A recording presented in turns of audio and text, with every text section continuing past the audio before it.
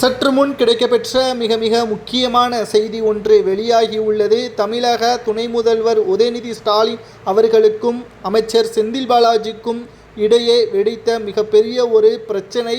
உதயநிதி ஸ்டாலின் அவர்கள் செந்தில் பாலாஜியை புறக்கணிக்க ஆரம்பித்து விட்டார். இனியும் செந்தில் பாலாஜிக்கு ஆதரவுகளை கொடுத்தால் மக்கள் நிச்சயம் திமுகவிற்கு ஓட்டுக்களை செலுத்த மாட்டார்.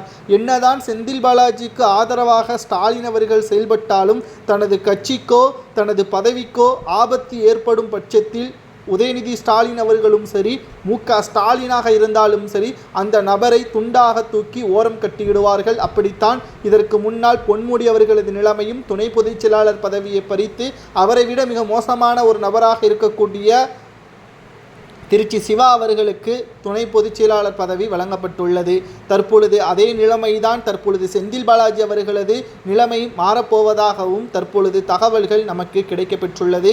நேரடியாக உதயநிதி ஸ்டாலின் அவர்களும் செந்தில் பாலாஜியும் இணக்கமாக இருந்தார்கள். ஆனால் தற்பொழுது இருவருக்கிடையே மோதல் ஏற்பட்டிருப்பதாகவும் கோவையில் மிக பிரம்மாண்டமான ஒரு நிகழ்ச்சியை செந்தில் பாலாஜி அவர்கள் ஏற்பாடு செய்திருக்கிறார். அதற்கு விருந்தினராகவும் தமிழகத்தில் துணை முதல்வராக இருக்கக்கூடிய உதயநிதி ஸ்டாலின் அவர்கள் பங்கேற்க வேண்டும் என்று அழைப்பிதழ் கொடுக்கப்பட்டது.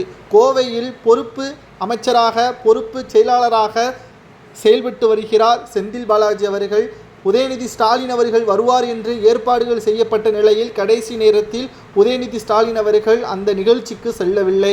மேலும் இது செய்தி ஊடகங்களில் வெளிவராமல் இருப்பதற்கு காரணம், செய்தி ஊடகங்கள் செந்தில் பாலாஜிக்கு எதிராக உதயநிதி செயல்படுகிறார் என்று தெரிந்துவிட்டால் அவரது வாழ்க்கை கேள்விக்குறியாகிவிடும். அவர் உண்மைகளை கூறிவிட்டார், உண்மைகளை கூறியதன் காரணமாக திமுக பயந்துவிட்டது என்று அப்படியே மாற்றி பேசுவார்கள் என்ற அச்சத்தின் காரணமாக செந்தில் பாலாஜியை பற்றி எந்த ஒரு ஊடகங்களும் பேசக்கூடாது, உதயநிதிக்கும் செந்தில் பாலாஜிக்கும் இருக்கக்கூடிய பிரச்சனையை யாரும் பேசக்கூடாது என்று ஊடகங்களை மிரட்டியும் வைத்திருக்கிறது திமுக. நமக்கு கிடைத்த தகவலை தான் நாம் பதிவு செய்து வருகிறோம்.